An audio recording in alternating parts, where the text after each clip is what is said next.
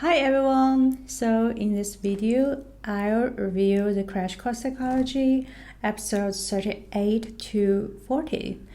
These three episodes focus on social psychology and they dive into how people affect one another, how prejudice shapes our views and actions, and the fascinating balance between aggression and altruism. Together, they really show us how psychology helps explain not just the individual minds, but also the dynamics of groups, society, and even human nature itself.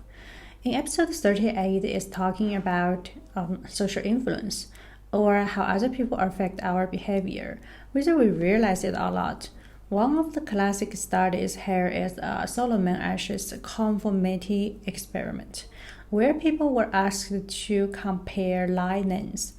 Even when the answer was obvious, many participants went along with wrong group answer just to fit in. This shows how powerful the need to conform can be, whether it's to avoid conflict, to seek approval, or because we start doubting ourselves when everyone else disagrees.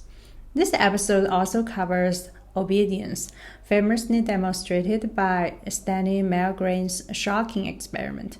Literally, participants thought they were delivering painful electric shocks to someone else just because an authority figure told them to. The results shocked the world because they showed how ordinary people could follow harmful instructions under the influence of authority. And then there's the idea of social facilitation and social loafing. Sometimes the presence of others pushes us to perform better, especially on simple or well-practiced tasks.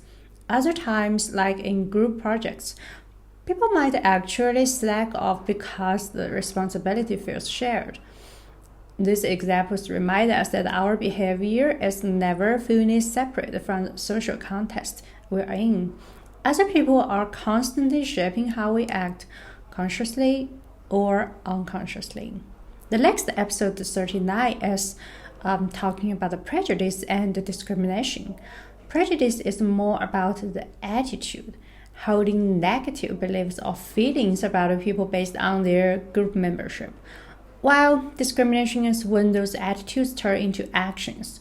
For example, someone might hold a prejudice against another racial group, and then the prejudice might lead to discriminatory behaviors like unequal treatment in hiring or education. That's too bad. Crash Course points out that prejudice doesn't just come from ignorance or hatred. It's often tied to deep-seated cognitive and social processes. One factor is social categorization. Our brains like to put people into groups, which can quickly create an us versus them mindset. This is where the concept of the in-groups and out-groups comes in. We tend to favor our in-group, the people we see as us, and sometimes unfairly judge or stereotype the out-group. Stereotypes are another important piece. They are oversimplified beliefs about groups of people. Sometimes they seem positive, like assuming a group is hardworking or good at math. But even positive stereotypes can be harmful too, because they ignore individual differences and box people in. This episode also touches on how prejudice can be reduced. Contact theory suggests that under the right conditions like cooperation, equal status, and common goals, increased contact between groups can reduce prejudice. Education, empathy, and diverse friendships also play a role.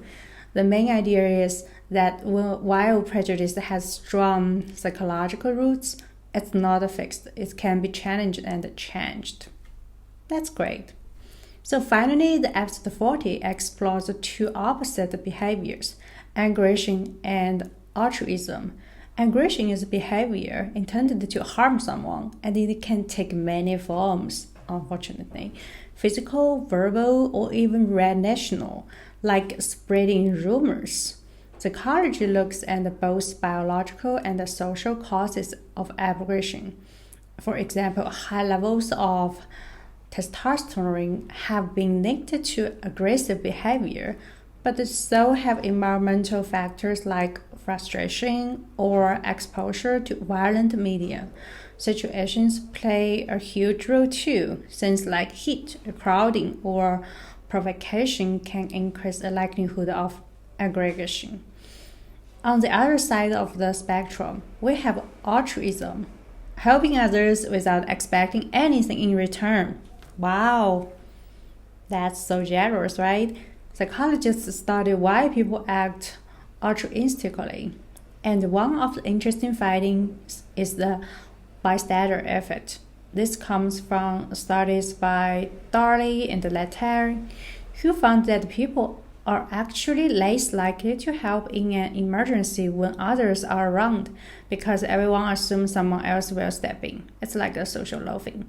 Yet, at the same time, humans are also deeply capable of kindness, compassion, and sacrifice for others. What's interesting that the same social forces that might push someone toward aggression in one context could encourage altruism in another. Factors like empathy, moral principles, or even cultural values can lure people toward helping rather than harming. This duality reminds us that human behavior isn't one-dimensional. We carry the capacity for both conflict and cooperation, and the psychology helps us understand the conditions that bring each other out. Okay, so in conclusion, when I put these 3 episodes together, I kind of get a powerful look at the social side of psychology. The social influences show us how others shape our behavior, often in invisible but powerful ways. Prejudice and discrimination remind us how our tendency to categorize and stereotype can lead to real harm in society, but also how understanding and empathy can reduce it. And aggregation versus altruism highlights the tension in human nature between destructive impulses and the drive to help and connect with others.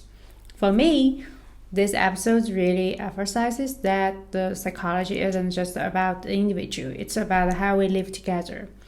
Our choices, our biases, and even our acts of kindness are all shaped by the social world we're part of. By studying these dynamics, we won't just learn about human behavior in general, we also gain insight into how we might build more compassionate, cooperative, and fair societies. So this is an ongoing process, and it requires everybody's effort.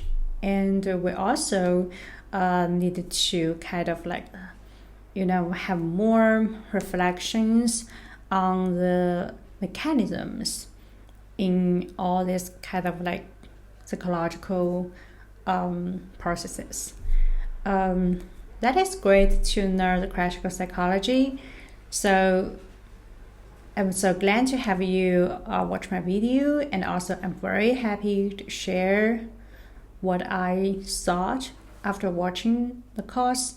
So that's great, and I'll keep learning more in this domain and some relevant domains, and then to gain more knowledge. Anyway, thanks for watching, and see you next time for other reviews or reflections or thoughts sharing. Great, bye.